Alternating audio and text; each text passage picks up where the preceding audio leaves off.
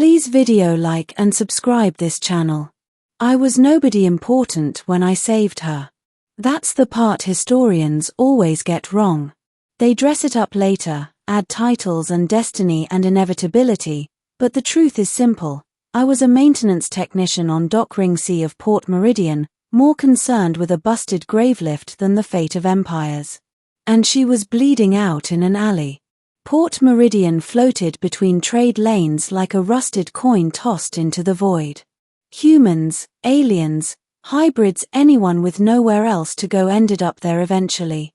I'd been there 6 years, long enough to stop asking why my life had stalled, long enough to believe it would never change.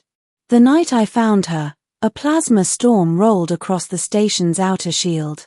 Power flickered. Alarms wailed in distant sectors. Most people stayed inside. I didn't. The gravelift on Ring C had failed again, and if I didn't fix it before morning shift, I'd lose my job. So I took my toolkit and headed down the service corridors, grumbling and half asleep. That's when I heard the sound. Not a scream. Something worse. A choked, uneven breath, too controlled to be panic, too weak to be normal. I followed it to an access alley between cargo locks, where emergency lights painted everything red. She lay against the wall, armored plating cracked and scorched, dark iridescent blood pooling beneath her. She wasn't human. Her skin shimmered like polished obsidian streaked with silver veins.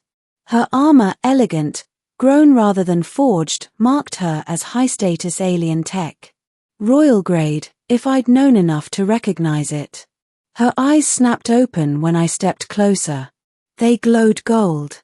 "Stay back," she rasped, trying to lift her arm. It shook violently and fell. "Easy," I said, holding my hands up. "I'm not security." Her gaze flicked to my grease-stained jacket, my battered boots, the patch on my shoulder that read Meridian Maintenance. Confusion crossed her face. "A civilian," she whispered. "Last I checked." I knelt carefully. "You're hurt. Bad." She tried to sit up, failed, and hissed in pain. A deep gash burned across her side, the edges blackened by energy residue. Assassination-grade weapon. Port Meridian was neutral ground. Whoever attacked her didn't care. "I cannot remain here," she said. "If they find me." "You won't survive 10 minutes like this," I said. "Let alone run." Her jaw tightened. "Pride, even now." "Then leave me," she said. "You owe me nothing." I looked at her, really looked. Not just the alien features, but the fear she was trying so hard to hide. I'd seen that look before in refugees, in dockworkers during decompressions, in myself when I pretended everything was fine. "No," I said simply. "I don't." I tore open my medkit, applied a sealant foam over the wound. She gasped as it bonded. "Human," she said sharply. "That compound will keep you alive," I finished. "Or at least give you a fighting chance." She studied my face as if memorizing it. "My name is Lyrie," she said quietly. "If you are going to risk your life for mine, you deserve that much." "I'm Jonah," I said. "And we need to move." Getting her to my quarters was a nightmare. She was taller than me, heavier than she looked, and barely conscious by the time we reached my door. I locked it, sealed it, and dragged her onto the narrow bed. For hours, I worked. I wasn't a doctor, but I'd patched enough bodies on Meridian to know the basics. I cleaned the wound, stabilized her vitals, jury-rigged a power feed to keep her armor's biosupport functioning. At one point, she grabbed my wrist. "If I die," she murmured, "you must destroy my crest." "What?" I asked. "The mark at my throat," she said. "It cannot fall into enemy hands." I glanced at the faint, luminous sigil beneath her collarbone. It pulsed weakly. "Let's focus on you not dying," I said. She smiled faintly, then passed out. I didn't sleep. By morning, the station was buzzing with rumors. Security patrols doubled. Ships were being scanned aggressively. Someone important was being hunted. I kept my door shut.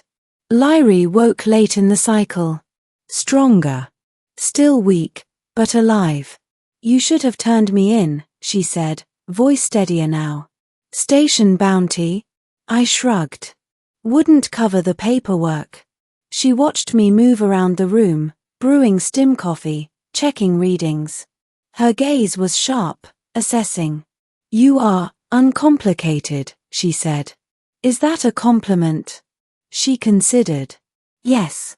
Over the next 2 days, she told me pieces of the truth.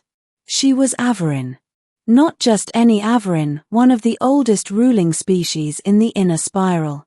The kind whose name made admirals straighten and markets tremble. She hadn't said the word queen yet. I was betrayed, she said, sitting up with effort. Members of my own court. They wanted me dead before the conclave. What's the conclave? I asked. Her eyes met mine. The ceremony where I would have been formally crowned. The room felt smaller. Your royalty, I said slowly. She inclined her head. By blood. By law. By right. I let out a breath. No offense, Lyri, but this is way above my pay grade. And yet, she said softly, you saved my life. On the 3rd night, they came. My door alarms shrieked as energy signatures flared outside. The walls vibrated under heavy impacts. Lyri stood despite her injury, armor unfolding from compact plates into full combat form. They have found us, she said. If they breach, they will kill you. Not if I stop them, I said, grabbing the emergency shock baton from my wall. She stared at me. You cannot fight Averin blades. Watch me try. They broke through the door in a shower of sparks. 3 figures, masked, weapons humming with lethal power. I didn't think. I reacted. The baton dropped one. A coolant line I ruptured blinded another. Lyri moved like lightning, precise and furious despite her injury. In seconds, it was over. The silence afterward was deafening. One of the attackers lay alive, groaning. Lyri stepped toward him. Speak, she commanded, voice cold. Who sent you? Fear broke him. The High Regent, he choked. He said the throne would fracture if you lived. She closed her eyes. When she turned back to me, something had changed. You cannot stay here, she said. Not anymore. I figured. They will come again, she continued. And if they fail, they will escalate. This station will burn. I swallowed. So what's the plan? She straightened, pain forgotten, presence filling the room. You will come with me, she said. To Averin Prime. I laughed once. You're serious? Yes. Lyri, I said carefully, I fix grave lifts. And I rule worlds, she replied. Yet here we are. We left Meridian under false transponder codes, aboard a stealth courier she had hidden in the outer ring. During the jump, she finally told me everything. Her full name. Her lineage. Her throne.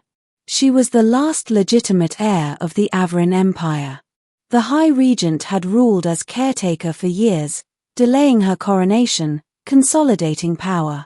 With her death, he would claim permanence. But you're alive, I said. Yes, she replied. Because of you.